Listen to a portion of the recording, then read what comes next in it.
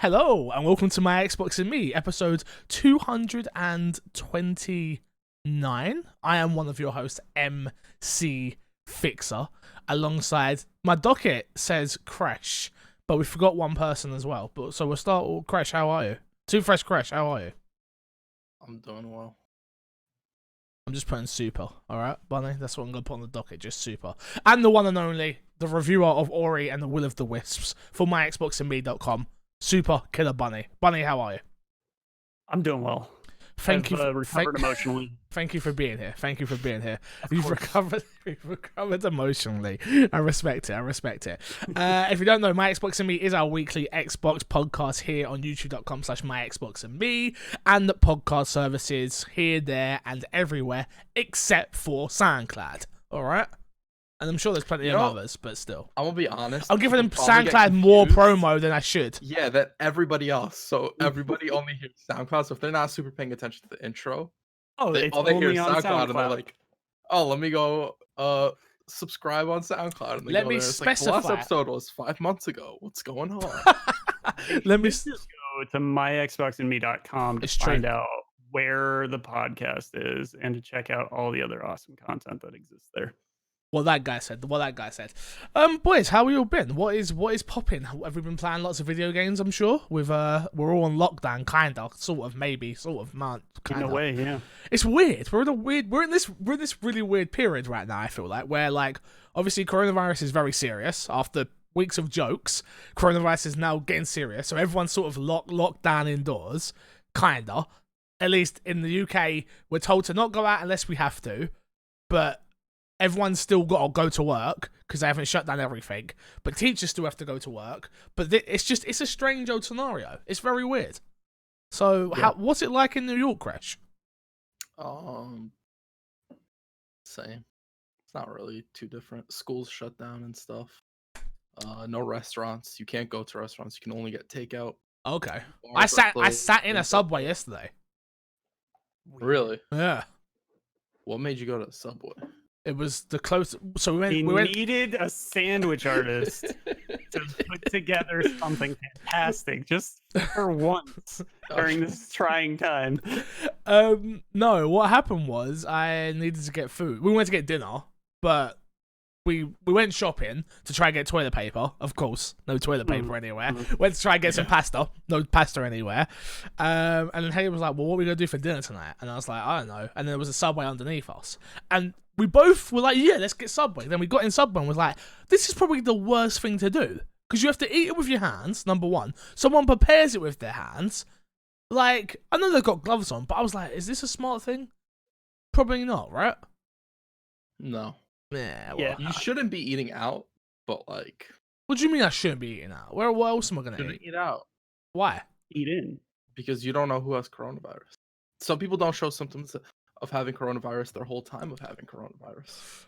So maybe they say 1 in 3, right? So one of us has it.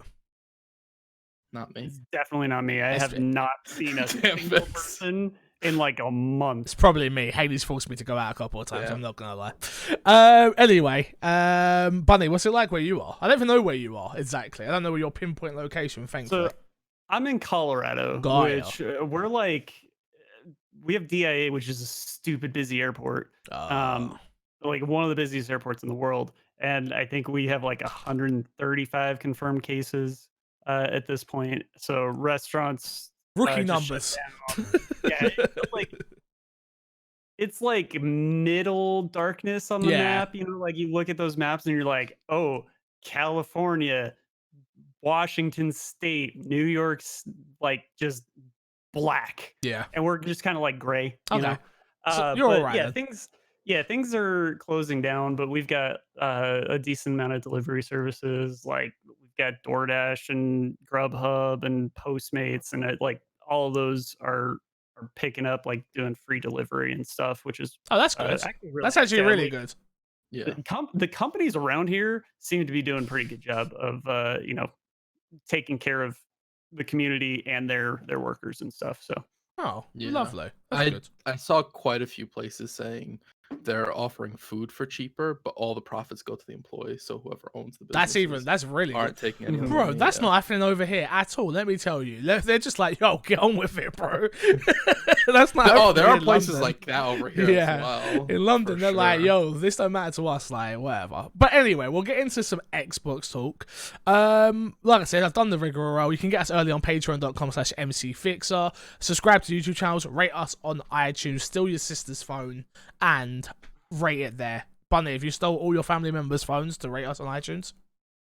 Yeah, of course. Obviously, I am the one who provides the phone. Oh, okay, cool. I Makes sense. do all the tech support, so obviously, Yep. the first thing I do on every phone is go to the iTunes store and rate my Xbox and me. See, if you do tech support for your nan, you should just do that. Say, hey, nan, your phone needs an update. Let me help you out. Boom, done. It's a weird update, Grandma. Everything seems the same. Are you sure you did anything? Topic of the show this week is Ori and the Will of the Wisp. The reviews are out. We spoke about them last week. Our review currently wasn't up. Bunny, you reviewed it for us. And on a base level, you gave it a 10 out of 10. I did. It's magical. I think that's the only word I can like use to sum up the game. It looks magical. It sounds magical. It plays so smoothly. Like I had a fantastic time with it. I jumped between PC and my Xbox One X. Yeah. It played beautifully on both platforms, except when my hard drive was my external hard drive was having a bit of a fit. Dump. Yeah, I don't know what it was doing, but I did the good old power cycle on the Xbox. It worked just fine. All good. Yeah. So it's man, this is a game, especially if you've played the first one or you like the Metroidvania 2D action type games. Yeah. It is a must play. Like it's definitely my first like guaranteed game of the year candidate this year. Got you. And I don't want to say too much about it story wise. Yeah. It is very emotional. If you played the first one, you have an idea of where this is going. But the first one has emotional highs and lows. Yeah. Very somber kind of game with a very hopeful ending. Mm-hmm. This one is more of that, but just it ramps it up. It's some of the highest highs and lowest lows in a 12-hour video game that I've ever experienced. So, and on top of that, they added like this entire combat system that just didn't exist in the first game. So wait there for me. Wait there for a second, because ask me some questions. Well, me and Crush have both played the opening hour. I'd say I'm definitely an hour in. I played it this morning. I was meant to play it last night and just ended up watching Haley play Dragon Quest Builders on a new Switch, and then we watched Pokemon, of course, because it was very important for us to watch Pokemon. Can I just say something real quick? Please, this is an Xbox podcast, and you just talked about 2 Nintendo properties. If you can focus this on Xbox, please fix. We're talking about Ori, exclusive. My bad. Thank you. Things my bad. Thank you. You know what? You're right. Thank you. I need you to keep me in check every now and then. So thank you. I want to back Fixer up on this a little bit, because Ori and the Blind Forest is on the Nintendo Switch. Oh, and the Wisp isn't. That's and true. Will of the Wisp is coming. One day. Have they said it's coming? I believe they have. I don't think they have they? I don't think that's confirmed. I'll fact check myself. I don't think that's confirmed. But anyway, yeah, so I played the opening hour. I already like this game way more than the first game, and for a number of reasons. I think number one is I am better prepared for this game in what it is. I now understand that it's a Metroidvania-like. I now understand that it's a platformer. I now understand there's action. I understand what Ori is as a series. And I think that playing the first game, I was forcing myself to play it because the new one was coming out, right? Like, obviously, I'd heard how great it was. I played the first probably about an hour same, and I was like, this is fine. Like, this isn't... I can understand why it gets better. I can understand when you get the extra abilities of the first game. I'm sure it becomes a fantastic experience. Where Ori and the Will of the Wisp, where I've picked up, it's, okay, I don't really understand what's going on in the beginning of the story, but I'm sure I would have understood it more if I had finished the first game. But I kind of understand what's going on. It's like, all right, perfect, let's go. You start, I'm not gonna say anything about its story, like you're saying, Bunny, because you don't want to spoil anything. But I was like, oh, okay, this combat feels way better from the opening. Again, I've not played anything more than an hour in, so it's like from the opening jump, it's like, oh, okay, I'm using the fire to deal with that situation. I've got my first.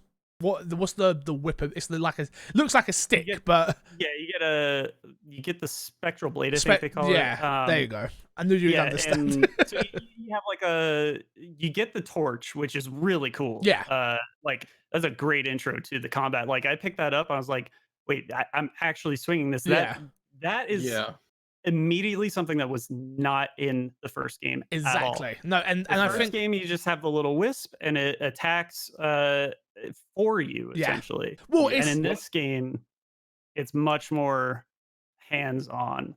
When I first got the stick, I didn't even know you could swing it. I was trying to avoid stuff. And that's the first one I did. All that you have to hit it. I'm like, oh, you actually get to use the stick. Yeah, no. So for me, it was like, okay, cool. So instantly from the jump, I understood what it was. It was like, oh, okay, I already have my weapon of choice. Where I didn't quite understand it with the wisp. It was like, oh, okay, this is the action. Like I understand it was going to expand more, but I just wasn't along for that journey. Where this, I was like, perfect. Before I go any further, I played on easy. I put it straight on easy mode, and I think that's something that's super important for me. Where I was like, I don't want the challenge of this game for me is its traversal, is figuring out where to go. It's all of that is the hard part of the game for me, where I don't need the combat to be super grueling. Like that will turn me off instantly on a game like this, because I'm gonna get into a battle where I keep losing. And then I'm going to be like, well, I'll forget this. I can't be bothered. So I thought, dumb it down to easy. And I'm shocked at how much I like it. I was playing it this morning and was like, oh man, this is really good. Like I should have jumped on this from the jump. Lucky, I have people like Bunny and others that are playing it, and that's why we get them in. They can talk about it in more detail than what I can. But I'm looking forward to really dive deep into this now. Yeah, it's fantastic. I think it'll probably, story-wise, it's probably going to make you want to go back and fill in the origin. Nice. Because it does some of the story beats make a lot more sense knowing the first game's, at least its general arc and what happened in the original forest. So would you say that I'm not going to understand it, or is it just going to enhance the experience if I played the first one? I think it mostly is going to enhance the emotional experience around it. Okay, fair enough. Crash, what was your experience of it? You played, how far did you get in the first one? I got past the little water area. Whatever I talked about last week. Yeah, okay. And no, you didn't want to jump in and finish it, I'm assuming? I was kind of torn, but I figured might as well just jump into this, because I didn't know if I'd actually end up jumping back to that, to be fair. So I was like, I might as well just dive deep into this, and then maybe this grips me enough by the time I finish this to go back and finish the last one. So what do you think of this so far? I really like it. The first game kind of had like these RPG elements, right? And this game seems to have turned them up a notch quite a bit with the getting different abilities. You know, I got the ability where you can hold on to walls. And stuff like that. Yeah, I got that as well. Yeah. So I was like, oh, this is really cool. I don't know if you get that at some point in the first Ori, but you don't have that in the first Ori at all. Yeah, I don't think you have that sticky ability. So aside from the map, right? Like the menu system in Will o' the Wisps is completely different. Like you have that gorgeous like collection and quest progress map that fills in like as you complete like side quests and little favors and get like all of the collectibles. And then you have the shards screen, which is like all the modifiers that you're talking about. The sticky wall is a modifier. I never took that off the entire game. Yeah. There's a triple jump that you can get. I never took that off. Like I saw that in the shop. It's like 2,200 points or something. And I was like, I am buying that because I am not good at platforming. Having an extra jump makes it so much nicer, so much easier. I'm not wrong in saying that you unlock more slots for the Yes. So yeah, that's what as the well. Yeah. combat shrines do. So Okay. when you start finding, you'll get rumors that point you in like a general direction, and you'll find a combat shrine or something there. The combat shrines will give you an extra slot the first time you clear them. And you can go back if you just want to play around with the combat, experiment with new weapons. You can just go back to a combat shrine and play around. You'll get some of the light shards, which is the currency, and it's like it all kind of loops into each other. Like you might want to buy or upgrade this shard, so you can either go find some collectibles, or you can go to a combat shrine, or you can go maybe explore a new area and just happen to you know run into something cool and weird in this little favor. Yeah, there's like it all kind of ends up looping back on itself in really intuitive ways that you just kind of go, oh yeah, that does this and this does that, and okay, perfect. We're on our way to the stars. And that's what I noticed from the opening hour, which was Mhm. in the first game, and then maybe it's just me being dumb, don't get me wrong, I found myself getting frustrated at certain points where it's like, and maybe it's because, again, I didn't understand what the game was. I didn't understand it was a Metroidvania. I didn't understand that I was going to be backtracking. I didn't understand some of these things that I now understand, where, like, with this, off the jump, I understood, right?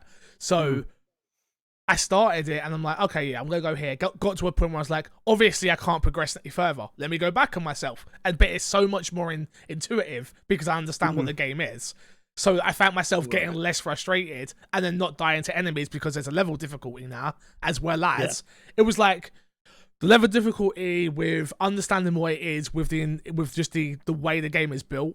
From again, I can only talk about the start. I was like, yeah, no, this makes way more sense now for me. Yeah. Way more sense. And I'm not surprised. The second one does a much better job of introducing you to not only the game and the gameplay and what it is, but the world and why you should care about these creatures, these animals. And it does it in such a minimal way, right? Like the Ori never says anything. No. Like Ku never says anything. They're just going about it, like it's almost like a really, really good silent movie. Like you have the narrator and you have the characters just acting out visually. It does a great job of showing the player what's going on. And I, as somebody who loves film and like studying that kind of thing, I really appreciated that because it makes you pay more attention to the characters and the world around them, I think.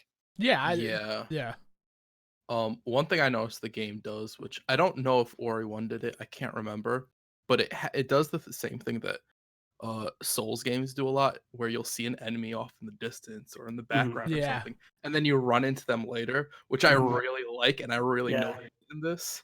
Yeah, So I like, thought that the wolf enemy at the Yeah, very beginning, yeah, Howl, yeah. you see him, like, running around the background, you're like, "Oh, that's." I'm gonna see him later. He's gonna be the main That's- bad guy, but that's- then you run into him right away. That's what I thought. I see the bird flying by, and I'm like, oh, I don't even know when I'm gonna fight that bird now, and all that stuff. Yeah, no, I totally agree with you, especially with how I was like, oh yeah, I'll be fighting him in about another hour's time. Oh no, boom. It's right there. There he is. Okay, time to go. Time to figure this out.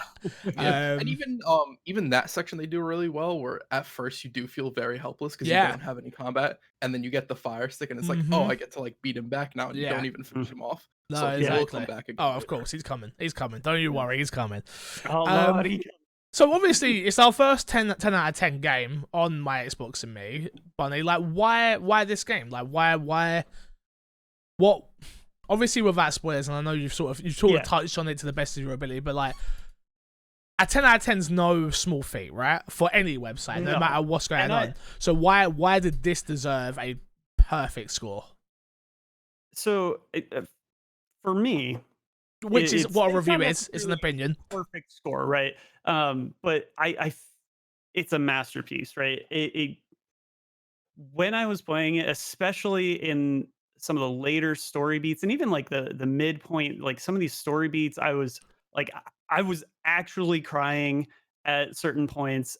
I was elated at other points. It just, there was such a journey, and it was never brought down.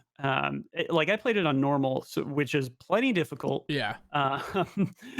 Let me tell you, there was some anger at a couple of bosses, but for the most part, even through that, it was just like I need to rescue this force. Like everything just like and when you hit some of these story beats and the gameplay that all led up to it, it really culminates and it just feels magical. Like there's very few games out there that I have felt that experience around. And there wasn't anything like technically that I could say, oh no, this is a problem at every point that this specific thing happens, or this system just doesn't seem well implemented. Like everything that Ori 1 did great, this game takes to another level and then adds other great systems on top of it. Like, and the way that it lets you play however you want. Like, you can play it on easy, you can play it on hard if you're a sadist. Yeah. You can grab. There's I think like 12 or 13 different like weapons that all have their own unique play style and feel, and you can mix and match them. You can change them on the fly, and like I can't imagine like anybody who likes action games looking at this, playing it, and not enjoying it at least at a very high level. Yeah. And for me, it just left that kind of warm, fuzzy feeling Yeah. for a long time. Like even now, like I booted it up yesterday again just to go jump around this beautiful world. Like Yeah. it's just so pretty, and feels so good to run around in and explore. So fair enough. Anything more, Crash, you want to add on this, Ori? Well, we're talking about, I'm sure, more and more now that we finally started playing it. I have one question, and that's to Bunny. That's the save system they had in the first one. I hated where you that. can save anywhere. I like that. I hated that. Does it feel lost in this without having that, or do you always like respawn relatively close? Because most of the time when I die, I respawn like right outside of a room for the most part. Yeah, it is just snappy. Okay. There's a couple places where like you might have just like swam through this big thing, or like it's specifically a platforming challenge to get from here to here. Got it. So you have to do the whole thing. Yeah, and like if you fail, it starts you back at the beginning. But for the most part, it's very quick, very snappy. Like not quite like Hotline Miami quick to respawn, but it's very quick. You never feel like, oh, I just died and now I'm like an hour behind or anything like that. Got it. Yeah, it's really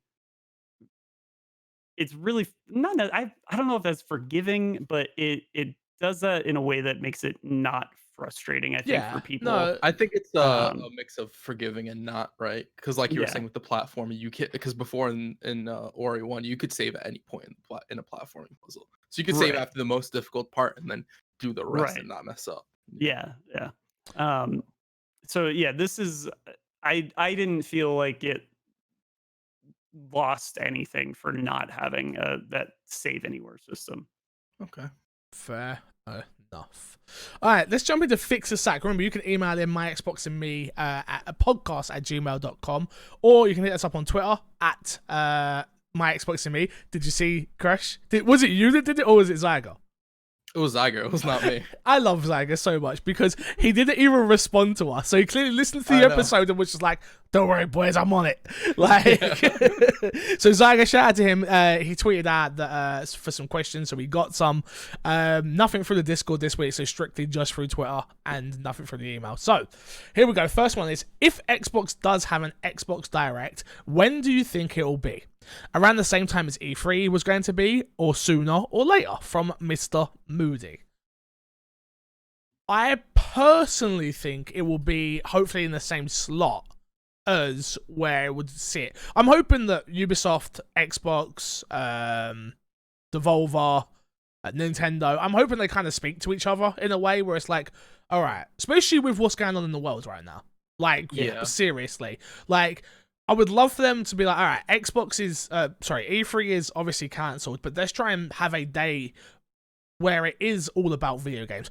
The problem with that is, I understand that it's still business. So they still want their own news cycle. They still want their own, they want that limelight on them. So it's that hard part between business and then like being a good, like trying to help people and like get us through. We don't know how long this is going to last, this corona stuff and self-isolating and stuff like that. Well, let me tell you. So they suspended the NHL season, and hours later, Canada was all up in getting them vaccines and testing. All right, them Canadians are my heroes.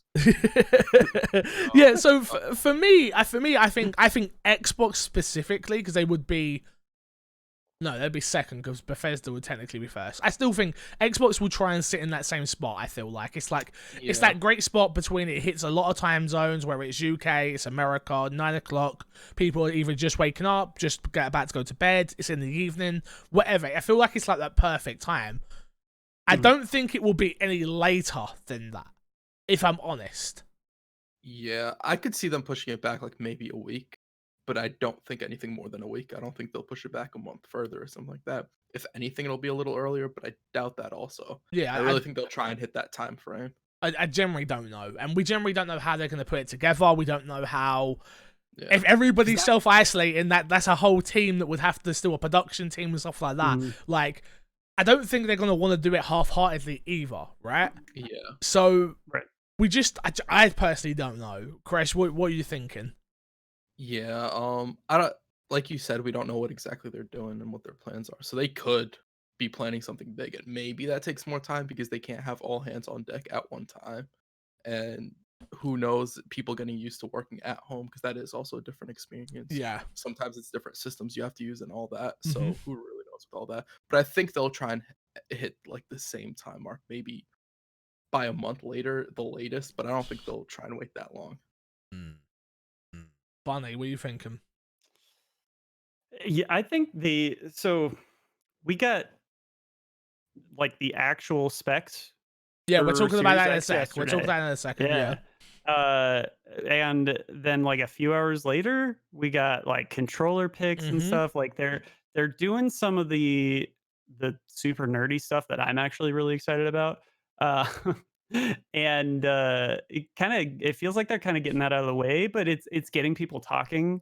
Continuing, I think they do a bit of a slower roll up on things, because clearly Series X would have been the E3 center point. Right? I disagree. I don't think. No, I think it would have been games. Because either way, they have GDC stuff that they would have been. Which they're doing. They're still doing that everywhere. So for those who don't know, we're recording this on Tuesday, so it'll be up. It's actually gonna go out straight away. No Patreon back pay or any back wall or anything like that.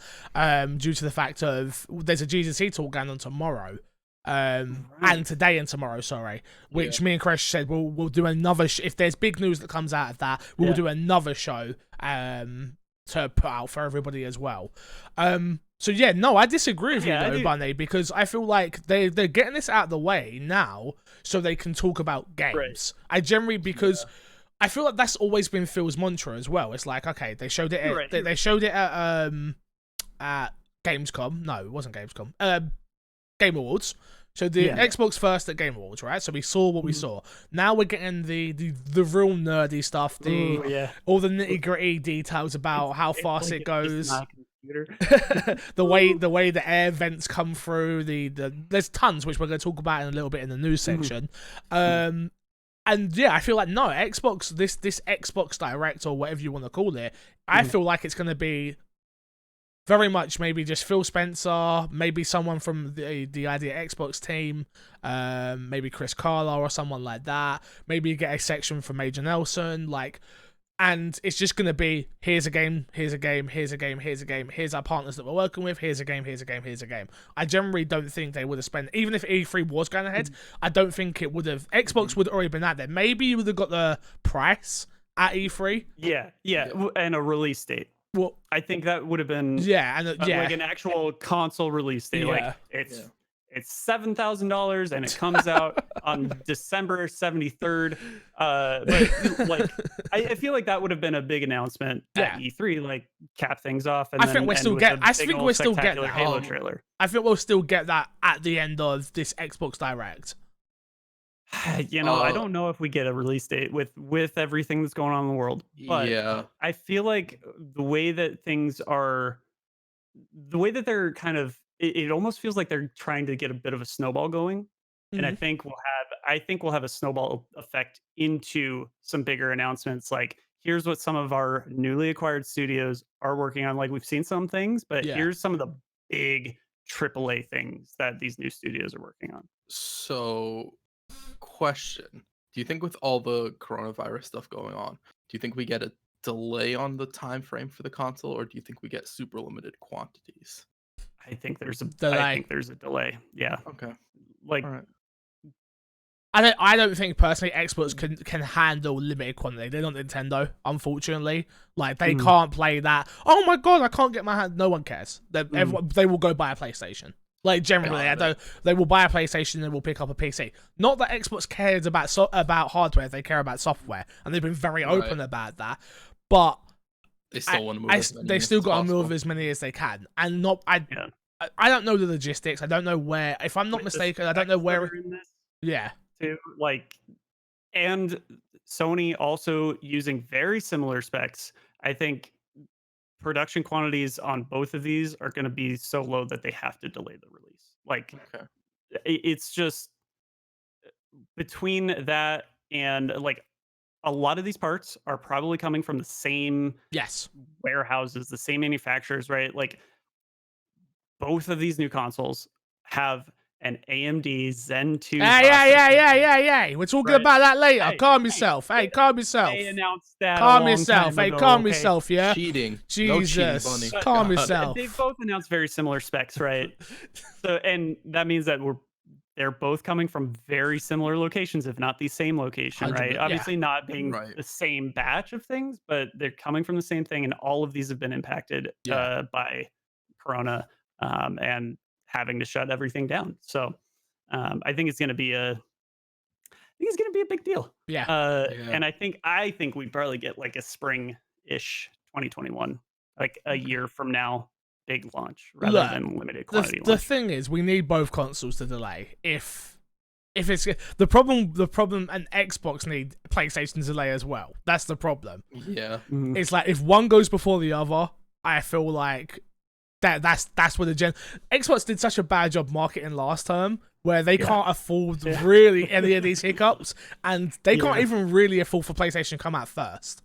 If I'm honest, like, we've been saying that, we've had that conversation.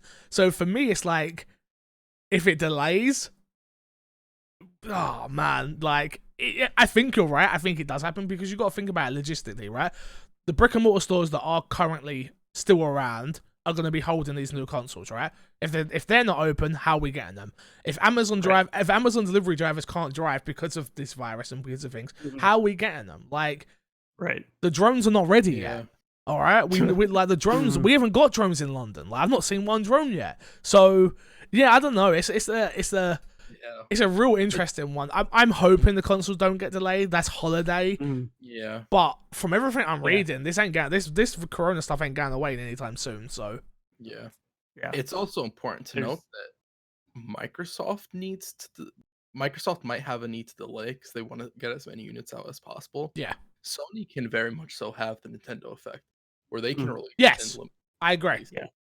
So there's a possibility that they don't delay at all, and they're like, well, we'll put whatever we have out. Yeah. People still want more. Yeah, no, I 1000% agree with you. As much as I hate to say it, you're 100% right. It's especially if they launch with a Horizon Zero Dawn 2 or something like that. We already know that Halo is coming to Xbox One, right? So it's that weird place where we're like, so do we still get Halo early? Like, because that should still logistically be ready, right? Depending on how impacted the developers are, right? Like, developers are getting delayed. They're the games are gonna get delayed as well. Definitely. No, 100%. But there was a story that came out. I haven't put in the news this week. So like CD Projekt Red said they're still gonna hit September with Cyberpunk because they've got people working from home and stuff like that. I imagine most Rockstar are working from home. There's plenty. Everyone's working from home. So I feel like it's one of those things where like Halo should still be able to come out around holiday. Should, again, I don't know the full details, but I don't know. Well, man, it's one of the it's super weird. Like Halo's sales, like are people going to be waiting? Yes, but to play well, it, no, right? Like I feel like it just won't do as well. It will just be another. In no disrespect to Gears of War, I feel like it will be like Gears of War. It will come. The people who care about it will play it and talk about it, and then it will fade away. I don't know if that's the case, because if it comes out and it comes out on PC as well, I do think there's a possibility to survive some there. Yeah. Because Halo is a very PC friendly game. Yep. Yeah. Where something like Gears of War only survives on console because it plays more naturally on a controller. On console, yeah. Yeah. Lots and lots of questions. Well, we'll still be here, hopefully, doing the show each week, so we'll be able to answer them. So, let's move on. Next question. You think Xbox is going to shoot himself in the dick with their stupid proprietary SSD external cards like Sony did with the PS Vita? Because boy, was that a stupid idea then, and it's a stupid idea now. The PS Vita memory card costs more than the console. From Sarah Squid 69. So for those who don't know about this, we'll talk about it a little bit more. So we'll talk about it base level here, and then we'll go into the full nitty gritty of it a bit later in the show. This is a stupid comment. Love you, Sarah. Just want you to know. And I've seen people out there on the internet doing the same thing. You cannot compare a PS Vita memory card that they made proprietary, where there was other options out there, to the same as making an SSD proprietary for a console. It's not the same. Well, it's not Apple. It's not apples to apples here. It's not the same thing. The Vita, Sony chose to make a proprietary memory card. They chose to. There was other options out there that they could have done. Right. So I see both sides. I see where the question is coming from. Definitely. And I love you, Sarah. The biggest difference here, Series X starts at 1 terabyte. Yes. The Vita came with like no internal memory kilobytes or something that you couldn't install games on it. You had to buy a PS Vita memory card. Yeah. The other thing is these drives, right, are the transfer rates between the drive and the processor have to be incredibly fast. Yes. And that almost has to be proprietary, or it has to be like a PCI Express Gen 4, which is all the tech terms that I'm throwing out there right now. Someone who knows tech, guys. We got one. Basically, this is something that only currently in the PCs, AMD hard like CPUs are the only thing that really support that on a consumer level, right? So you either are buying something for a PC or you are getting something that is very specialized to be an extremely fast transfer of data to have the same performance as something that's built into the console already. You need something proprietary. There's no other option around it. And it's not like they're selling you a Series X for $500 with no storage in it, and then you have to go out and buy some $600 SSD. Like when there's a $30 SSD with the same storage size that has the same transfer rate that just doesn't have the right plug. Yeah. Right. It's not the same. No. Like that part of it is not the same. No. I see where you get in the comparison, but it's very technically different. And there's a very good reason why it's a proprietary connection for that drive that's going in there. And I wouldn't be surprised if in the future we see solid state drives, SSDs out there, and an adapter for whatever connection SSDs are using out there in the future. But these are SSDs that aren't really even on the market for PC users. So to be fair, the average consumer doesn't care about a lot of the back end stuff. They care about the size and how much it costs. I was literally going to say this. because it's $200, right? It's coming. We don't out know. $200. No, they still haven't. They still no haven't price confirmed. yet? They still haven't Okay. confirmed the price. They said So then- they said they think it's around $200. They're seeing journalists talk about it and stuff.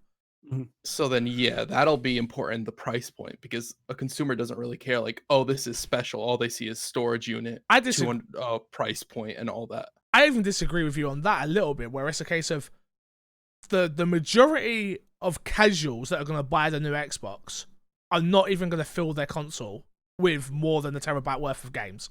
Okay, GTA's 100 gig, right? Let's say they new GTA comes out, and then they buy a FIFA 21, and then they buy a Call of Duty, new Call of Duty. That's like from a casual point of view, you can insert sports game here, insert shooter there. Like, you understand what I'm saying, right? You can probably fit, let's say, at a minimum 8 games. Let's say that's enough games for the casual market to install and uninstall new sports titles and stuff like that. But that's only for people with good internet who can uninstall at their leisure. Because there's people who can't who don't want to uninstall and install. What do you mean? What do you mean? Why?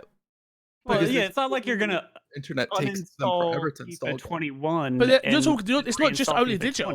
It's not only digital games though. What about physical? Yeah, that doesn't cost you You internet. still have to install stuff with physical. Doesn't cost you internet though. Does it not? No. Okay. You put a disc in. Yeah. No, you put a disc in. I'm gonna be honest. I haven't bought physical in forever. Yeah. No, you're digital nowadays.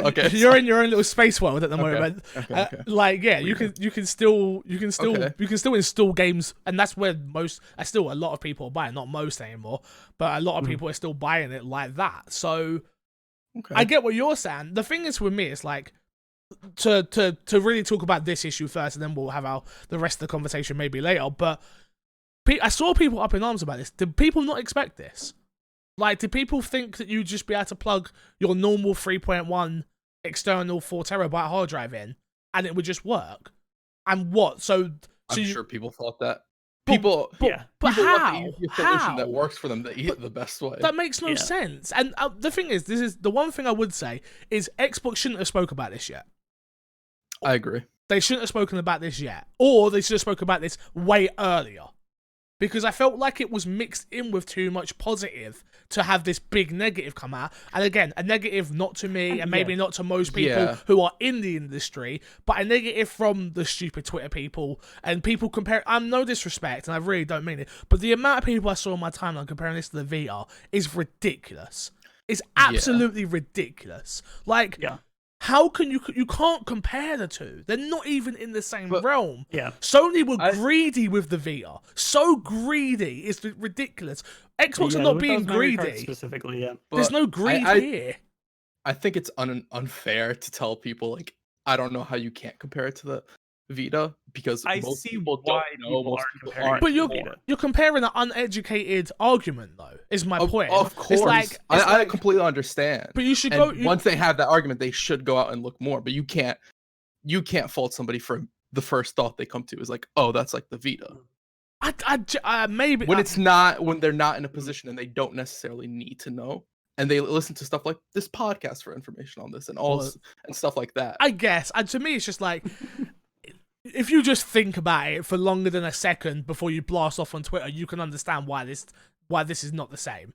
If you're not allowed to do that on Twitter, though. Yeah, good point. You have to be reactionary. You're right. I need my 5 likes. I need my 5. That's how you get the likes and the retweets. I need my 5 likes. You're right. To me, it's just like, this was always going to be the case. The one thing I will say, I guess, is like, could they not have made the hard drive maybe like the PlayStation, where you could have been able to have got to it to take it out for people who want to upgrade an SSD? I don't know if it's a proprietary hard drive inside as well, though. I don't know, and that's something. I'm sure that is. And that's something I didn't see. It makes sense, yeah. Yeah, there's no way you're getting the transfer rates without a proprietary SSD at this point. That they're talking about for these load times and things like that. I can't see any way that they are achieving that with something just off the shelf. And then here's this. Yeah, I think this is truly like next gen SSD kind of thing that's not on the market. Yeah, and is very possibly soldered on inside the console. especially for heat and airflow to be maintained there, I I wouldn't be surprised if that was the case. And then they've figured out a way to offer expandable storage that is not going to hurt your experience with the game. Like that's the other thing. Like if you have a standard external hard drive, Yeah. the thing is you don't know it because your CPU is not capable of pulling information from it that fast. And you especially if you only play consoles, you've never seen it. Yeah. Like the real potential of a solid state drive. But anybody who's played on a PC with a solid state drive and then gone back to a console with like the same game, yeah, even that, right? That's a SATA connection, and that's even that connector is bottlenecking. It's slowing down Yeah. the transfer from that drive. For those the right? audio listeners, I was holding up a solid state drive. Mhm. Can't seem to get it to focus, but you understand what I'm saying.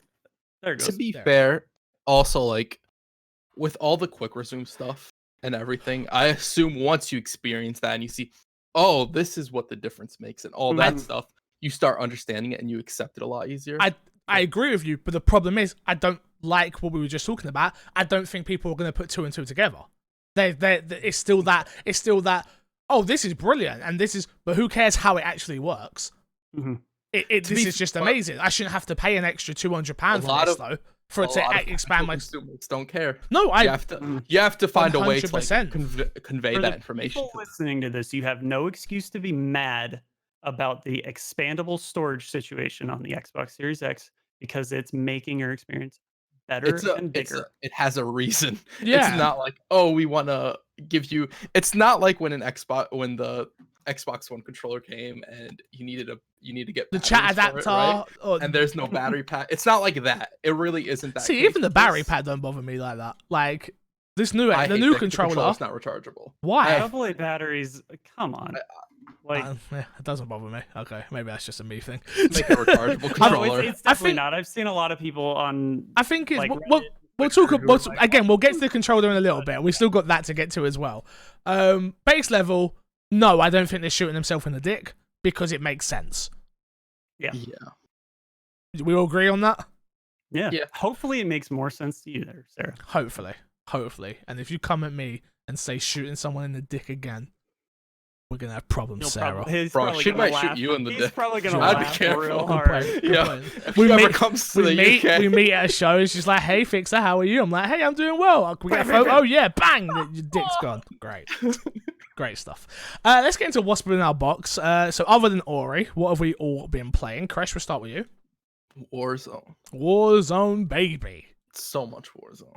How are you finding it? I'm really, really liking Warzone. You were lukewarm last week.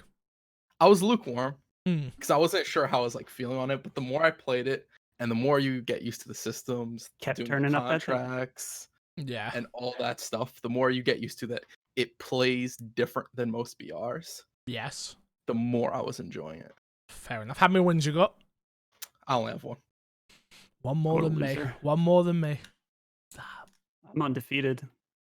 You've not played, have you? No, I haven't installed it. Good win rate right there. Yeah, I've been playing a bunch of Warzone as well. Again, I agree with you. I really enjoy it, but I'm not very good at it. It's that weird thing where it's like I don't like hiding, and that's what that game is. A lot of people play it like that, where they just sit in a building, you run in the building, bam, bam, bam, dead. I'm like, oh my god, this is stupid.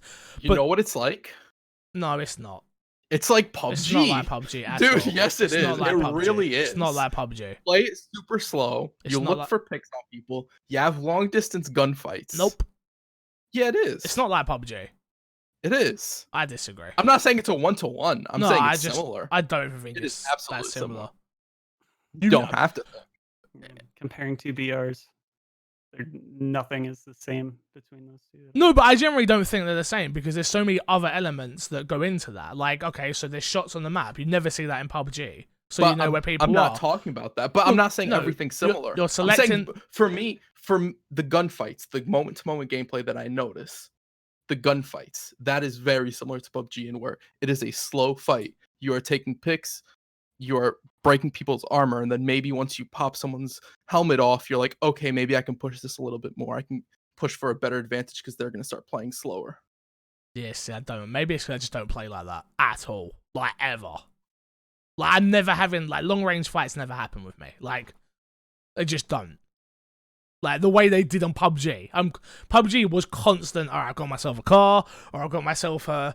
Wait, what do I go for every time? Yeah, but you're not good with it, so that's not my problem. Whoa! Oh. How many ones do you have? One. Sit down with your zero. You've got my Xbox and you got one and MC Fixer at the same time.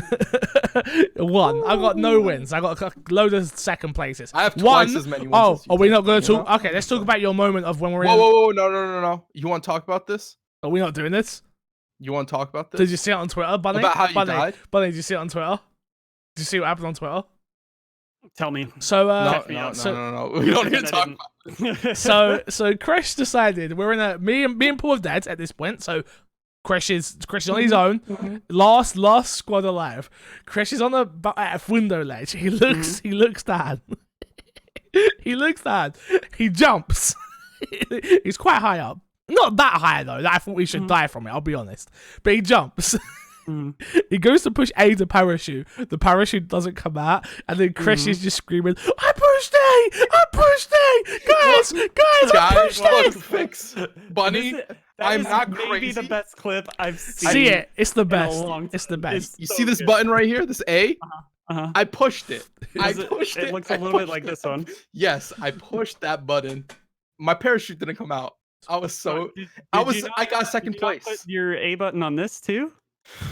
He hasn't got that. I wasn't using my elite controller. Mine's broke. What a shame. Mine's broke. Yeah, I don't have the that's that series one on it anymore, and I don't like using it anymore. Yeah, it feels a little uncomfortable on my hands. Oh, sorry. Didn't realize. I'm sorry. Didn't realize.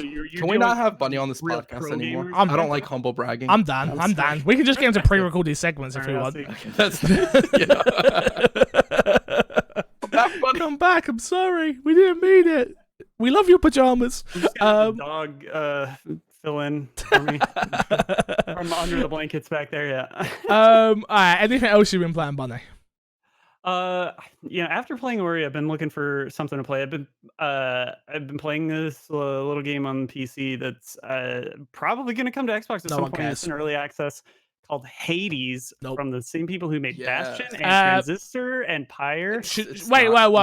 No Xbox. I was gonna say, well done. What were we doing here? You just cut me up earlier. Hey, you're asking me what I've been playing. So I've been playing some of that, but Monster Hunter World, we getting new monsters coming. Crash wants to play that. You should play with Crash. Hey, hit me up. Hit me up. You better just leave, Fix. I got a little bit of catching up to do on Xbox right now, but yes, I'm all over that. Fix, we gonna jump in with Bunny? No, not me. I'm not my Xbox and me. Do my Xbox video. I'm all over that Monster Hunter. Yeah. No, not interested. Why not? Not interested. Why not? I've got other games that are not on the Xbox system coming out this week that I need to play. So no thanks. Oh, what do you mean? Doom Eternal's coming out on Xbox? Nothing I don't. Well, Bunny, do we have a bridge to sell you? Bunny, are you doing the review? Who's doing the review for my Xbox and me for Doom? Do you know?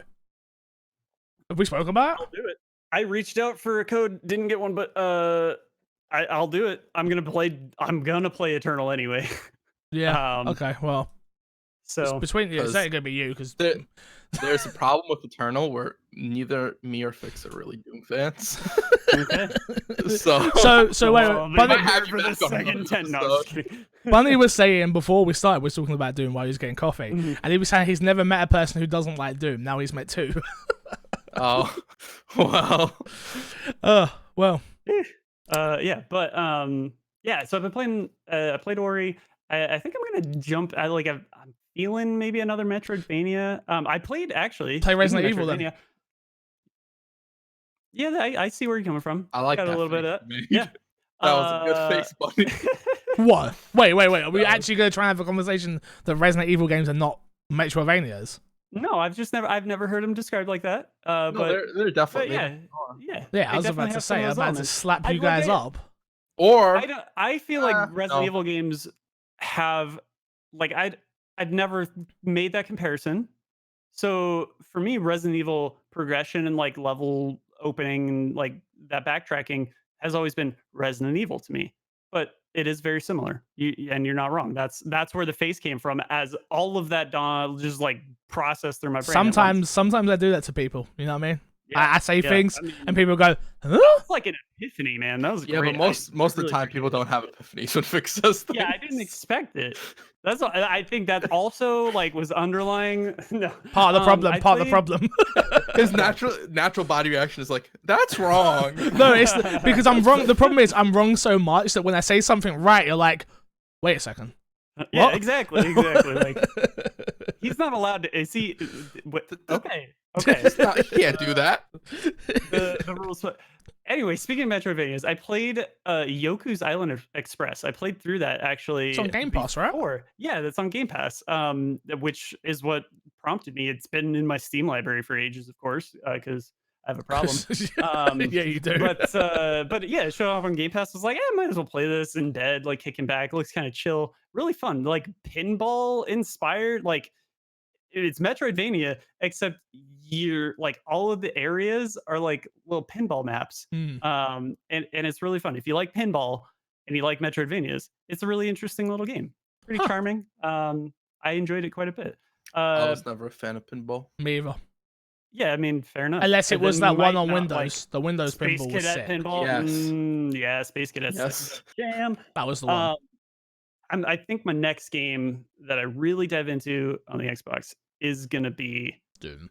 Bloodstained. Oh, okay. And Doom. Yeah. Yes, Bloodstained. I started when it first came out, got distracted, and I think I'm feeling that itch. So it's a good thing you didn't play it when it first came out. It had a bug. Yeah, I know. If you got past a certain point, you had to like restart the whole game. That's what happened to you, right? Which I had to do. Yeah. So by the time I got to like a certain point, I was like, I've already played this game enough to beat it once. Like technically with the hours I put into it.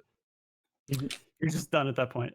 I know that feeling. Fair enough. Well, let's get into the news because we've got a lot to talk about still. So this week on the dashboard we have Xbox Series X full specs reveal. This one was taken from IGN by Joe Screbbles.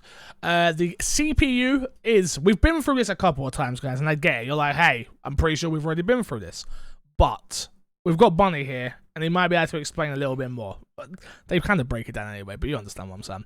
The GPU is at 8 times Zen 2 core at a 3.8 gigahertz, which is a 3.6 with SMT. Bunny, what the hell does that mean?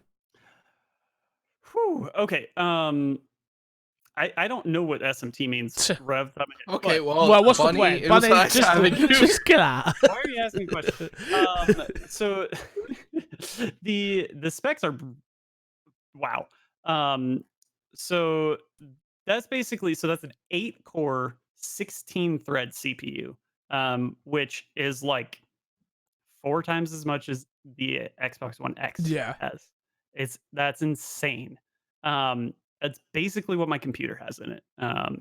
And wow, that's really good. That's definitely like right at the bottom end of top end desktop CPUs right now. So it's the bottom end of top end CPUs. Right. So you've got... I got you. No, I understood. I just wanted to... You've got a range of CPUs, right? Yeah. And this is in like your bottom tier. You've got like the Intel Core i3 and the AMD 3500s or the 2500s, or actually I think maybe even the 2300 and 3300s. And then your mid-range, there's a bunch in that low range that are all like variants of that, right? Then you've got your Core i5s and the 3500s, the 2500 AMD processors.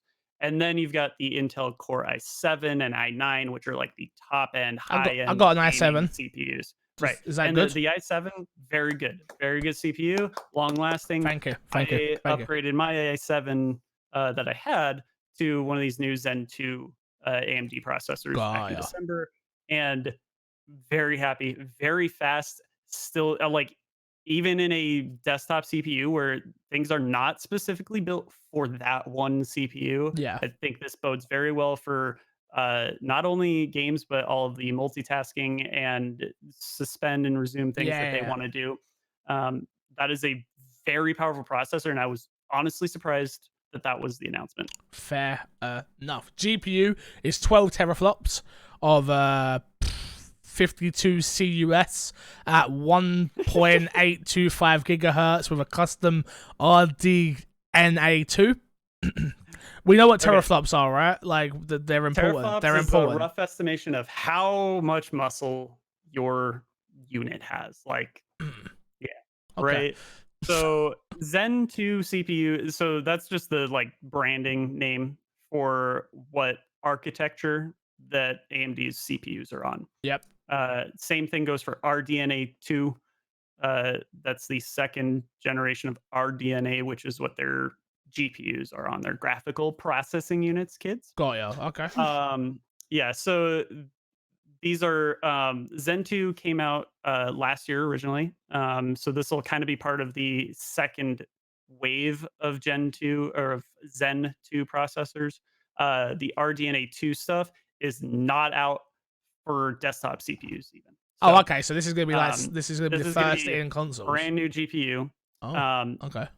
That supports ray tracing. Yeah, That's yeah, the I've seen that. Yeah. Hardware accelerated ray tracing. AMD doesn't have a single product out yet that supports hardware accelerated ray tracing. The only cards out there are NVIDIA's cards. Yeah. So that's what I got, guys. 1080. By these specs, that is right about the entry level to the super high end enthusiast graphics cards for gaming. Got ya. It's like your comparable right now would probably be the 2080 Super, which is like I think an $800 graphics card. I'll take two. Yeah, they run them in an SLA. It makes a whole lot of sense to you, I'm sure. It does. Not. No, but yeah, these are very good. So far, we're talking about a system that is launching at the low end of the high end spectrum of PCs. Yep. In the past, we've basically had something that's right in the middle of the mid-range CPU, like gaming PCs would be. And we've seen how far that's taken us with the Xbox and the PS4. Yeah. And even the PS3, like back in the day, like we saw amazing leaps from the beginning of like Xbox 360 to the end of Xbox 360. Yeah. Right? So what? No, I'll ask it again. Don't worry. Die size is 360.45 millimeters. Square millimeters. That's square millimeters. That's just like the actual physical measurement. Okay, cool. Processor is the TSMC7NM enhanced. What the hell was that? So the process is, this is a 7 nanometer process. Basically, that means that they're manufacturing these things, like each little bit of that CPU, each processing bit of that CPU is 7 nanometers big, right? Why do we need to know this? So all of these specs are for the super techies, right? Basically, I'm glad you're on this week, I gotta be honest.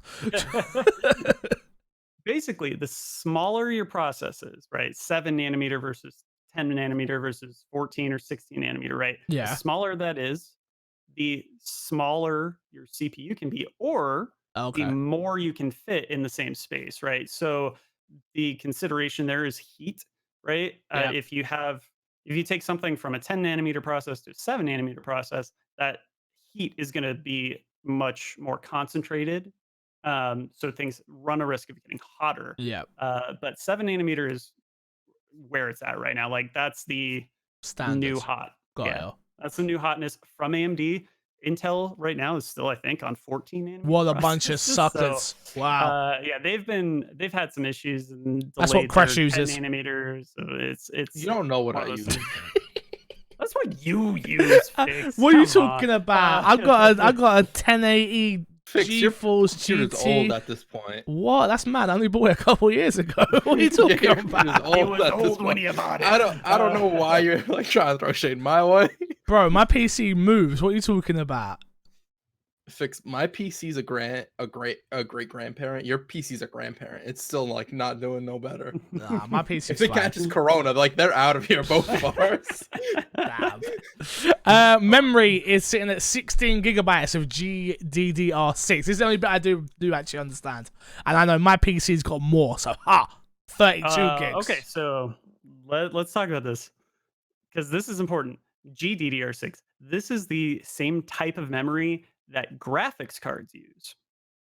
It's not the same kind of memory that your computer uses as RAM. Oh, okay. Well, that's awkward. This is faster, easier to access, but it's also the reason you don't see it used in desktop CPUs is because it's you have to write your code like your operating system specifically for that. And basically, it would be like Microsoft saying, "Hey, here's Windows 11.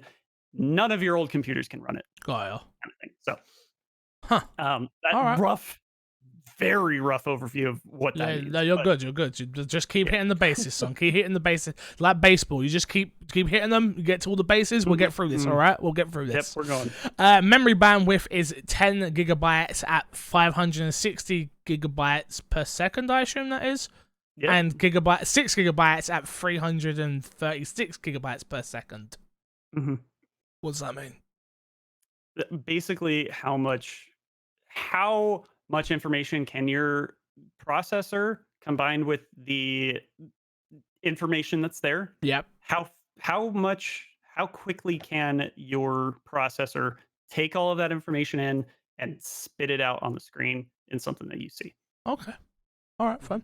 Internal storage is 1 terabyte of custom, which was what we were talking about earlier, of custom NVMe SSD. So that would be the reason which you was alluding to earlier, Bunny, which is why they can't just have it be trade in, trade outable sort of thing. It's a custom SSD, custom built for the Series X. That all makes sense. IO/through pass is 2.4 gigabytes raw with 4.8 gigabytes compressed.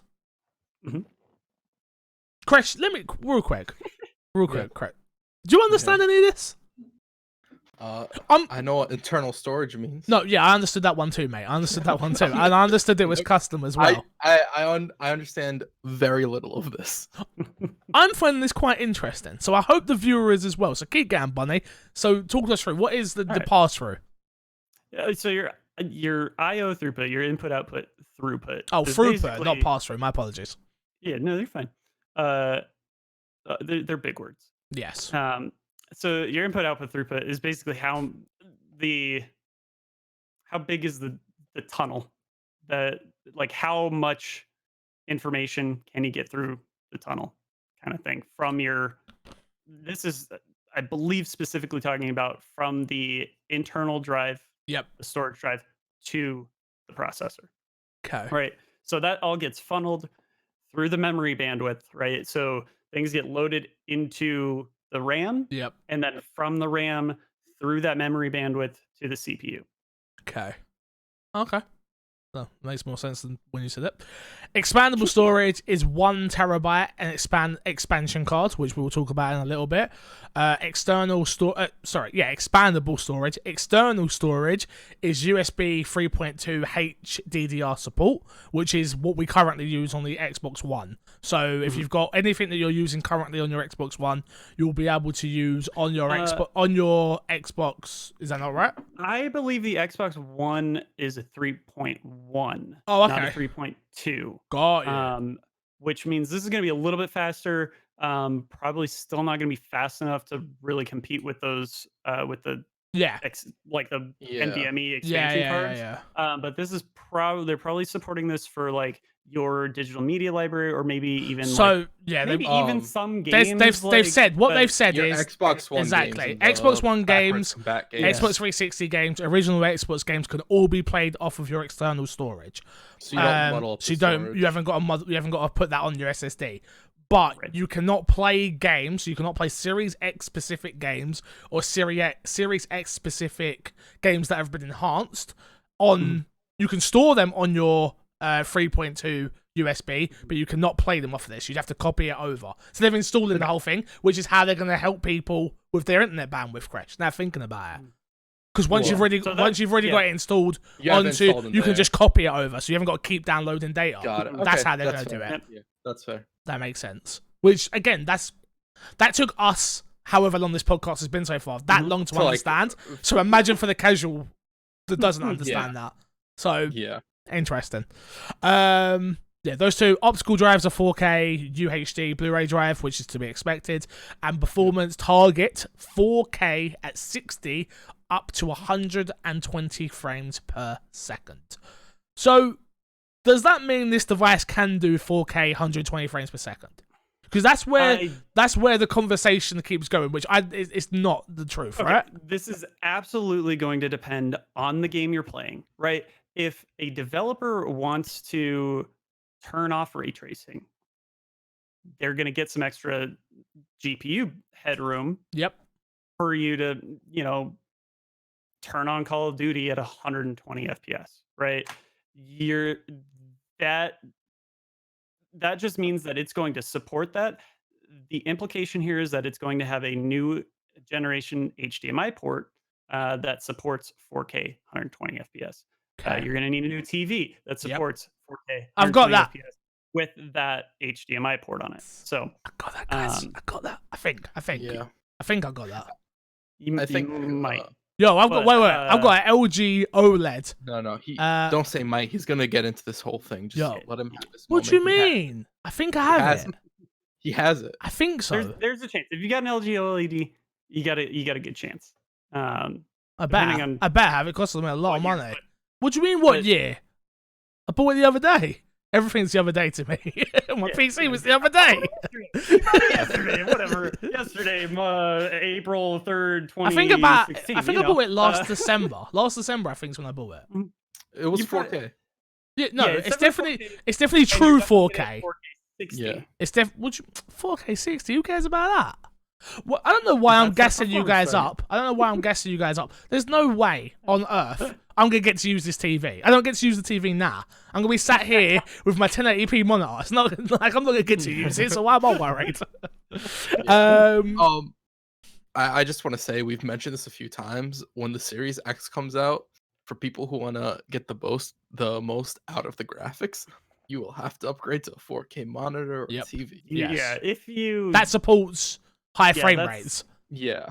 Because people have like PCs that can do crazy. Yeah. Then they have monitors that can't handle it. So all that frame rate does nothing. It's just a number. Not necessarily. Right. You can have, and this is again getting into some weird techie crap. Basically, you can have your CPU, your computer can run a game at whatever frame rate it wants, and output that to the monitor. If the monitor can't keep up, that's when you get screen tearing, which sucks for a lot of people. That's when you turn VSync on. Right, that's when you turn VSync on. It locks it. You get a little bit more input latency. It doesn't feel quite as snappy, right? But you don't get screen tearing.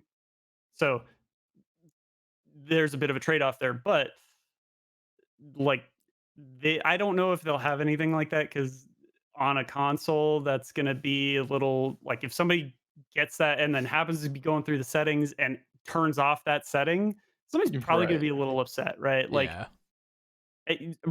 Siege actually supports turning off VSync in the settings. On Xbox? Oh, okay. Yeah.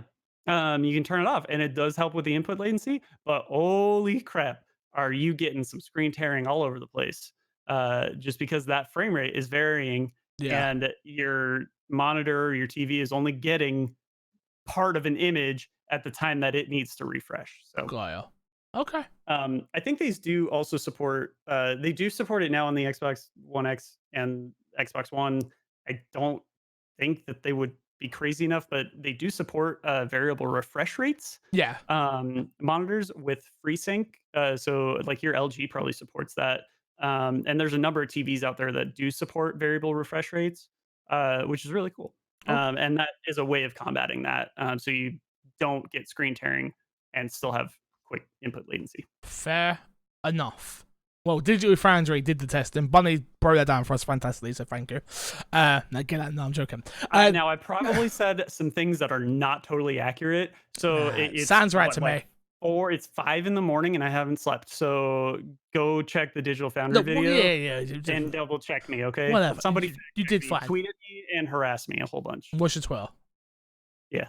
What is It'll it? make me feel a lot less. What is your Twitter? At Super Killer Bunny. There we go. And you can harass me for spelling that wrong too, because it's KILRBUNY. Spell super right. Yeah. Well, I did think that, and I'm dyslexic. It doesn't help. Digital Foundry testing includes some impressive readings. The Xbox Series X processor, for instance, is power enough to run 4 Xbox One S games sessions seamlessly. Ray tracing is a major point of pride for both Series X and the PS5. It's also delivering apparently incredible results. Dedicated hardware inside the Series X seamlessly means that the console can handle more intensive ray tracing than expected, harnessing the equivalent of 25 teraflops of power, despite the console's GPU having 12 teraflops. So there you go. That is that on the ray tracing. For those who don't know what ray tracing, the best example to go check out what ray tracing is, in my opinion, is Minecraft. Because it is that drastically different a game when you turn on ray tracing. So if you don't know what it is we're talking about when it comes to this, go on YouTube, just check out what Xbox put out a video, so you can actually check out the Xbox One, Xbox version of this. But whatever, you can go on YouTube, check this out, go look at it. It's gonna bring me back to Minecraft. Ray tracing is going to bring me back to Minecraft, which is nuts. It's nuts. It's kind of crazy because we've talked about like what separates like generations, and we've talked constantly about like the Xbox One generation, this next one, like where can they go graphically, and seeing the ray tracing in Minecraft in particular is like, oh, this is where they go. They fix the lighting in games that I never noticed was broken, quote unquote, a problem. Right. 100%. The other game to go look at, and another Digital Foundry shout out. Are we sponsored by them? No, we're not. But they can have it. It's fine. They worked hard. Foundry does great content. Check out their video on Control's ray tracing. So Control has a huge variety of ray tracing effects. Like they basically use everything that ray tracing can do at this point. And you can really see a huge difference in how a game that already looks great goes to the next level, and really looks like it's just about a next generational game. Ray tracing is the future, and ray tracing I think will be the big, like, I don't know. Do you guys remember going into a like Toys R Us or some electronics store, right? And they had the Xbox 360 demo up with Fight Night. Like yes, I do. It's Find That free. Find That free on the 360. Oh my gosh, it looks so realistic. It looks amazing. That is what ray tracing I think is going to do for a lot of people. They're going to go in, they're going to see, holy crap, this looks so good. Why does this look so good? It's this new console generation. I gotta buy this. Like, and it's not only going to be car games, right? No, exactly. Yeah. Oh my god, this looks so real, and then you look at another game, you're like, it's not as real as a car. It's going to be a racing everything, game. right? Like as developers learn how to implement this in ways that they've already gone, like the first game that had ray tracing was Battlefield 5. I almost said 1. That was wrong. Battlefield 5. And like it didn't have it for like a month after it launched, and then it implemented it, and it like cut performance in half on PCs, even on like top end cards. And then like a month later, they released an optimization patch, and it was night and day, super buttery smooth with ray tracing on, gorgeous game. And you can really see the difference in terms of performance, like that leap in performance. The way that they're talking about this, like getting double the power out of it that they expected to, is a very good sign for what's to come when we start getting games that are really truly optimized and targeting this hardware. The next big feature of the Xbox, which is one I think everyone's excited about, which now we've seen it in practice as well. Again, if you've not seen all this stuff, you should really go check it out on Xbox's Twitter. They did some great videos and GIFs and everything, so go check it out. Is the quick resume feature. It continues to sound impressive too, storing game states in the SSD and allowing you to turn off, unplug, or update your console, then boot directly back into the game where you left it running. Per the Xbox blog post, quote, one of the testers on the team unplugged his console for a week, then took an update, and he was still able to continue right where he left off without so much as a loading screen. So, if you haven't seen the big video they showed for this, which I thought was a little bit naughty, was the State of Decay. State of Decay is notoriously known for long load times. State of Decay 2. Bad load times. So, in a way, I understand why they use that, but in another way, it's like, well, optimize the goddamn load times in that game. Like, Jesus. Yeah. But yeah, they This showed... game has a problem. Yeah, that game has a problem, and this one's just really fast. But they did show it from boot up how quickly it was, and it is impressive. I saw also the video which Digital Frenzy are speaking about here, which was they switched from Forza to Ori to Hellblade to one of the Xbox 360 games. I can't actually remember what it was called. Oh, The Cave. I think it was The Cave. And it was very seamless. It was literally come out, and it was. Did you notice it was all done on the Xbox One dashboard? Yeah, so it's the same dashboard. Please don't tell me that. Please don't tell me that, Crash. Same dashboard. I think you're right, and I really don't like it. Yep. We'll talk about sense why they updated the dashboard recently. Yeah, that threw me off. This wouldn't. I saw that. I was like, "Oh man, Fix is gonna feel some type of way." Yeah, I'm not happy. At least it's not the launch Windows, like the Windows 8 tiles that we had at Xbox One's launch. Maybe they have more, and maybe that's what E3 is all about. It's not even about games; it's about the dashboard. It's all about the UI, baby. Why mock me? I just want a different dashboard. I just want a different dashboard. I'm trying to be hopeful for you, Fix. I'm trying to put it out there. So if Microsoft's not working on it, they hear this and they're like, throwback. Get on it. Damn.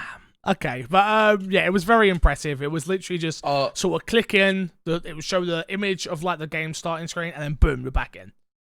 Yeah, I don't know if you noticed in the State of Decay one, they connect back online right away. So you know where we were having discussions about how you have issues with some games. With, at least on the modern Xbox, where if you switch back to a game that connects to online, it has some issues and bugs with the quick resume. This seems to have that resolved in some sense, and maybe it's only State of Decay because that's a first party game. Yeah. So hopefully that's with more games than just State I mean, I guess with everything we're talking about, everything should be faster in essence, the way we're talking about things and the way the console is sort of built, everything should be faster, so it makes sense. It does make sense. Moving on, the Xbox Series X will have proprietary SSD expandable storage. We've spoken about this in depth already, so I'm not really going to rehash it all over again. The one thing I will read here is Major Nelson's tweet, because he kept tweeting it on people's posts that were misinformed, which kind of come off a little bit passive aggressive, but I understand why he was doing it. And in the tweet it says the owners can continue to use the USB 3.1 and external HDD to run Xbox One, Xbox 360 and original Xbox games directly from the external drive. This should mean that Xbox players who already use external drives devices to house Xbox One and older generation games easily migrate them to the Xbox Series X. A potential downside of the proprietary NVMe SSD, however, is that buyers will likely only be able to purchase the SSD cartridges directly from Microsoft or official partners, meaning you likely can't just purchase third-party alternatives that could potentially be cheaper or more readily available. So, again, we've spoken about this in depth already. It's just one of those things that I feel like it's part and parcel, right? If that's the only downside to this new console, is the fact that storage is going to be very pricey at the start. Yeah. I'm okay with that, personally. Honestly, I'm still rocking the same storage I had from day one on my 1S, which is I don't know how you do that. So this won't be a change to me. Yeah. I haven't got an external 4 terabyte external hard drive. Yeah, same. That's why I've got a 4 terabyte. I've looked at it so many times, so I'm like $70, $50. I'm like, I'd rather save that money. I'm gonna be honest. I can uninstall stuff. Save that money and buy Wendy's. Of course. Exactly. $50. You know how many 4 for $4? Oh man, that's like a lot. Next up is all about the new controller. The Xbox Series X controller has a new D-pad, which we already knew, and should be easy to hold. The Xbox Series X controller looks very similar to its predecessor, but has a few key changes, including a new buttons. Texture grip. You have to help me with this word, lads. Economic, thank you. Ergonomic. Sorry, thank you very much. Ergonomic changes for those with smaller hands and better capability with the non-Xbox devices. In an interview on Xbox Wire, senior designer Ryan Whittaker? We're gonna go with that? we go with it. Went through some of the differences on the very familiar controller. That seemingly is key. People are very used to the Xbox controller design, so changes were meant to be evolutionary rather than wholesale. The biggest difference is in how the controller will be easier to hold for those with smaller hands. While not immediately noticeably smaller, the team has achieved the effect by, quote, rounding the bumpers slightly, reducing and rounding parts around the triggers, and carefully sculpting the grips, end quote. I'm not going to go any more to this. It's got a share button. The Bluetooth allows for fast connections, but I also found out that you can upgrade every single controller that you have. This isn't a new controller specific thing. This is hot software that they've made that now can be put onto every controller that you have when you update it, which I thought was very interesting. So lower latencies. Obviously, the big thing is that the new controllers do have USB-C ports, and yeah, it's got a share button. The new D-pad does look amazing. It's sort of a high. I think so. I think it looks really nice, personally. I don't know. Fair enough. Yeah, I'm not sure about that. Like, I would need to feel it. I think to. Yeah. I've never felt great about the Xbox One or like any of the Xbox controllers D-pads. The Elite. I love the Elite. The Elite with the metal ones. I like. I do really like this one. Yeah. I do really like this one on the Elite. That is very nice. But for the most part, like on the standard controllers, it's always felt a bit mushy to me. Okay. If that makes sense. For a D-pad. In comparison to Sony's, is that what you're saying? In comparison to anybody's, really, like Sony's, Nintendo's is awful. Like well, no, you can't. Controller. No way. The Joy-Con. No, are you crazy? This thing's awful. It's so accurate. What are you talking about? It is accurate. It's accurate. You're right, but it's awful. Yeah, that's what a D-pad should be. It's more important that it's accurate, right? I guess. Because like the Xbox controller D-pad is like very well known for being bad for like fighting games. Yes. Yeah. Because like the input's not accurate. Don't play fighting games. Who cares? That's literally why they gave you this disc. Yeah. Like that was on by default on your Elite controller.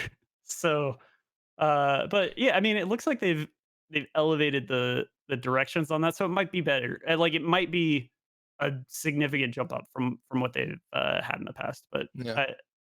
I'd have to feel it to give you an answer. Can I be honest? I'm a little worried about them saying that it's better for people with small hands.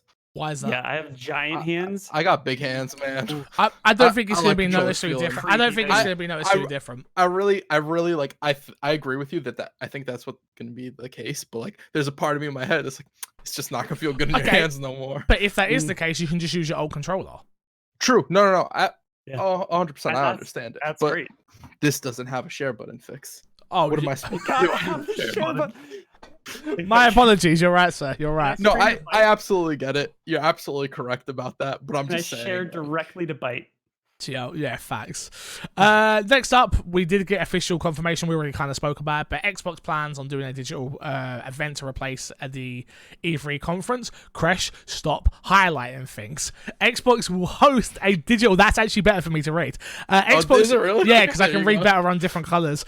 Xbox will host a digital event to replace its planned E3 appearance. The platform holder has announced plans to showcase its new console, the Xbox Series X, at the show in LA in June. However, the annual games showcase was cancelled following concerns around the spread of the coronavirus, COVID-19.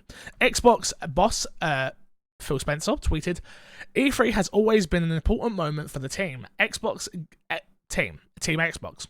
Excuse me. Given the decision this year, we'll celebrate the next generation of gaming with the Xbox community and all who love to play VR and Xbox digital event details on timing and more to come in the coming weeks." So like we said beforehand, it's coming soon. We don't know anything more.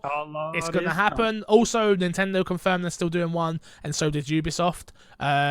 We're still waiting on Bethesda. There's also rumors that... Is that what you're going to say? Yeah, I was about to mention that. Feel free. Warner Brothers. Go. Yeah. So I was going to ask, like, do you think the COVID stuff ruins Warner Brothers doing a show? I don't think they're actually going to do one. You don't think so? You think it was just a rumor? I feel like it was just a rumor, number one. And number two, it's just like... Okay, so it's pretty much confirmed that Harry Potter's a thing now, which I'm not going to talk about it yet. When that gets announced, I am so hyped. But yeah, imagine. Oh, can you imagine if that game's got multiplayer crash? Fix. What did he just say? You're right. Damn, keeping me on toes nowadays. All right, I don't like it. But no, I think it's bullcrap. I think that's just something that came out afterwards. Okay. Like, I generally, I don't know. Who confirmed it? Was it Jason Schreier that said it? I don't know. See, if it wasn't Jason, I don't believe it. I saw it like if it was anybody other than Jason. Yeah. I saw it like in an IGN article. Like that. Yeah, I don't trust that. So, but if it is true, I don't think they'll do a digital thing. I think now that if that is even out there in the ether, I think that's Sony and Xbox being like, maybe not Sony. Oh, actually, still Sony because they're still doing something. They could push something back. Yeah, for Sony. I can definitely see them being like, hey, you guys want to show off the new Harry Potter game? And I'm sure Microsoft. Exactly. Yeah, we'd love to. Yeah, sure. Let's get the marketing rights on this, and then someone gets Batman, someone gets Harry Potter, someone gets Rocksteady's new game. Perfect, done. Yeah. So, because that's it, really, right? That's all they would have. Is 3 big titles. They'll probably have little things in the works, but it's gonna be. Would they announce a new Shadow of Mordor? They could. Like the thing is, like that seems like Warner too Brothers. much. Warner Brothers owns a lot of IPs. They do. How many studios do they actually have? That's the thing. But they could also be. They could hire other studios to do that. Oh yeah, that's true. They could partner with definitely. So we don't really know what they're doing, and we don't really know what they're working on. Because they have a lot of IPs under their umbrella. True. Right? Some of the best They've IPs. Got Mortal Kombat. Yep. They've got all the DC games. Harry Potter. Harry Potter. They own NetherRealms, and NetherRealms hasn't shown anything yet. So there is a possibility that they were going to show something. MK11 come out? MK11 came out last year. Last year. So they're just they'll be doing maintenance and working on the next game. Yeah, that's not to be announced. They've also been talking about not wanting to do fighting games anymore. They've been talking about wanting to do something out of that scope. I'd love for them to do something not a fighting game because I love their story. I love the way they do stories. Like I think it's actually really good. That's like Mortal Kombat. I want to play it so bad, but I'm just like it's not for me. I just don't. Yeah. I don't. So to have them have if they had played like a single player focused game, I think they could do a dope single player focused game. Visually, also like their games are really really impressive visually. Yeah, absolutely. Although part of that comes from them being fighting games and not being too. That's true. A lot less to work with. Kind of. That's true. Requirements. So interesting. And last story this week. Oh no, that's not true. Still one after this. EGX Rezzed was delayed. I just thought I'd put that in there for the UK peeps that are listening. So I was confirmed to be going. Obviously, I'm not now. I wouldn't have even went if this weren't cancelled because they were like, "Oh no, we're not cancelling." I'm like, "Why, Gan? You got no chance. Like, no way in hell am I going." They said they're looking to push the event between March, but let's be honest, it's not. It was scheduled to take place in March. Sorry, they're thinking about pushing it to summer. I don't think this happens this year. I think they're just going to cancel it in the end, but we'll see. Yeah. I think in the end that's going to be what a lot of these things are, like not delayed, like canceled. Like they're hopeful. I think it's just partners. I think it's if they cancel something, they ain't going to get the money, and if it's the problem with a lot of stuff like EGX, and I know a lot of video game tournaments and stuff like that, conventions, is that there are a lot of deals put in place that unless the government comes in and says this has to be canceled, that they'll lose a lot of money. So they're like, we can't cancel this. We cannot afford to. That's literally what happened over here with a lot of stuff. Like theaters are also obviously like stage Broadway and stuff like that is all on meltdown because like, hey, if the government don't shut us down, we can't claim on our insurance, and if we can't claim on our insurance, we might not have to pay our rent for the building. Like, and I feel like that's the same with these little companies like EGX and stuff. It's like, if the government do not cancel the show, we can't cancel it and give you back your money because we have to put a show on. Like, and the money they've already probably made through tickets, they can't afford to give back because they need to. It's like there's a lot of things. It's so much. There's so much going on. So my thoughts do go out to anyone, including myself. Like, if you're a self-employed person right now or work freelance, again, my Patreon alone, like, and not to like boohoo me, but it's like I've had people say, "Hey, I'm putting back my Patreon support because of Corona," and I'm like, "Okay, what about me though?" Like, and don't get me wrong, I get it. You gotta think about yourself. You really do. I get it, but I feel bad for like freelance journalists and stuff. Like, there's no money at the moment. So how are these people paying their rent? I'm very fortunate and very lucky that I live where I live with Haley and her dad, and Haley's got her job and it's a stable wage. Some people don't have that around them. Do you know what I mean? So my thoughts do go out to everybody. So yeah. Next one, Resident Evil 3 has finally got its demo, and it's come at the best time ever, Chris, this week. Resident Evil 3's demo to release March 19th. Resident Evil Resistance open beta arriving on March 27th. Capcom has announced that the Resident Evil 3 demo will be released on PS4, Xbox One, and PC on March 19th, and that the open beta for Resident Evil Resistance will begin on March 27th. More details were revealed on a blog post on Capcom Unity, and it appears to not have any restrictions like the Resident Evil 2's one-shot demo that gave players one chance to play it for 30 minutes, and that was it. The Resident Evil 3, you modified yours. Unless it was on PC. The Resident Evil 3 demo will begin on March 19th at 12 AM ET on Xbox One and 1 PM ET on PS4. What? We getting it first? What is Resident Evil Resistance? Resident Evil Resistance is the multiplayer mode. A multiplayer game. We're still a little bit confused on that right at the moment, Crash, aren't we? If you buy Resident Evil 3, you get Resident Evil Resistance. We're not sure if you can buy it standalone or not yet. I'm pretty... So is this like Mercenaries? No. So this is a 4v1. No. It's actually... It seems pretty decent. Me and Paul played it at XO19, and it's 4v1. Yeah, where one person plays a dungeon master and the rest of you are going through the scenario, right? Okay. So the other person can lay down zombies, and they're doing it all through cameras, so they can you can track down. So they're like a director. Yes, exactly. Yeah. Okay, and cool, they can play as zombies, they can play as Mr. X, they can play as a licker. You can play as all these characters and stuff. I don't really care about that part. I'm more like the part of like me and 4 friends getting together and having to go through this scenario. I don't really care about being the dungeon. Yeah, well, I don't have friends, so you do. You have me, and I'm a big Resident Evil dog, so you're perfect. Okay. And I'm getting it on PC as well, so perfect. What? Yeah, I'm getting this everywhere. I was getting it on. I was just gonna get it on my Vita. Oh, well, you ain't got a proprietary memory card, so you're fucked. I do. I have 2 of them. Damn. Shout out to you. I was dedicated and worked at Best Buy, so I got a discount on them. There you go. Yeah, the Resident Evil Resistance open beta will start March 27th at 3 PM ET on Xbox and PS4, and 1 PM ET. 3 AM. Sorry, 3 AM. And 1 PM ET on PC, Steam. The open beta will end April 3rd, the day of release of Resident Evil 3. So that's pretty cool. That's something to lead us into Resident Evil 3, which I'm really happy about. So... yeah, Chris, you're still not sure if you're getting this, right? Yeah. I'll probably get it. I'll more than likely get it.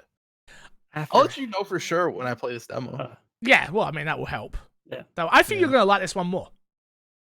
You say that, but I don't know. It's more action. Good. It's more action focused, and I feel like you're going to like it more. I do. I generally do. I don't know if I like my horror games action focused. Okay. I guess I like the mansion, man. I want to the police control. Yeah, you don't. I'll be honest with you. You spend so little time in the RPD in Resident Evil 3. Like it's very short. Yeah, it's more the streets of Raccoon City. And but maybe that's how it works, and maybe it works out well. Man, I remember hunting for a copy of Resident Evil 3 Nemesis on GameCube. Yep, I had it on GameCube. Did not have a PlayStation, and oh my gosh, I finally got that. That's still a rare game, still a rare-ish game, I should say. Still goes, that still sells for like £50. Like you can't get that cheap anywhere.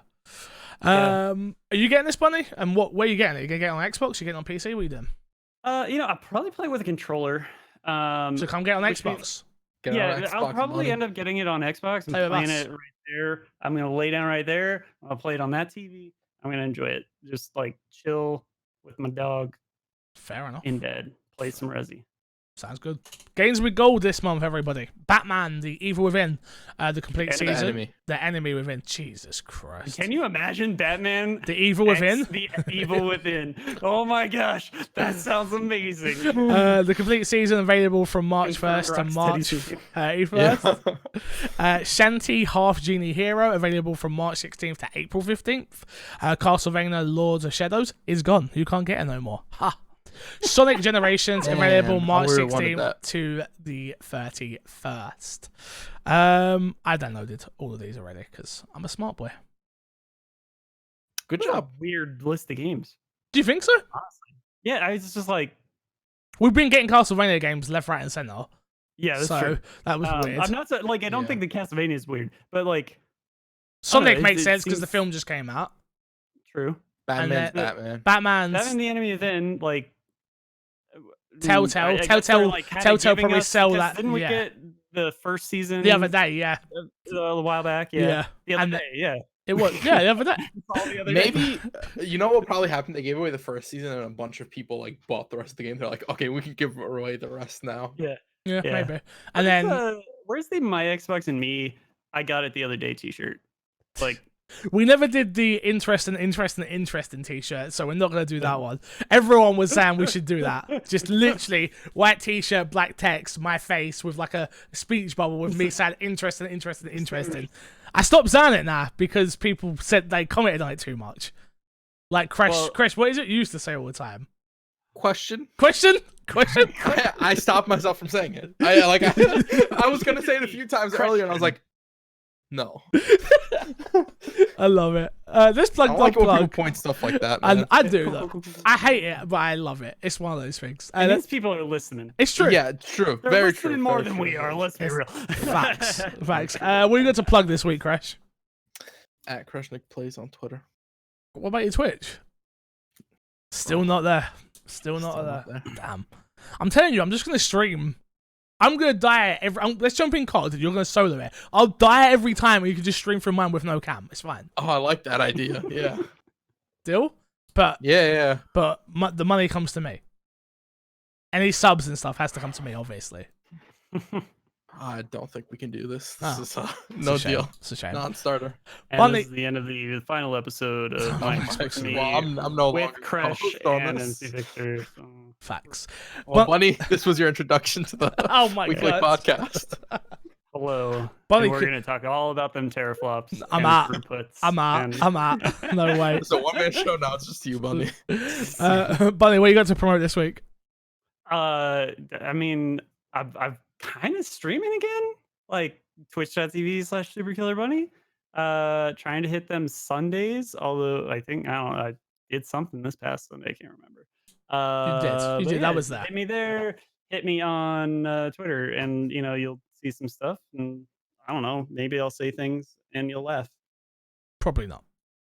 Yeah, I mean, if not, if one of you laughs, you'll have made my entire year. You can read Bunny's review at myxboxandme.com for Ori and the Blind Forest. Jesus, We you're talked terrible. about that for like an hour at the beginning of the show, and if We you've already did. forgotten, Go there. sorry.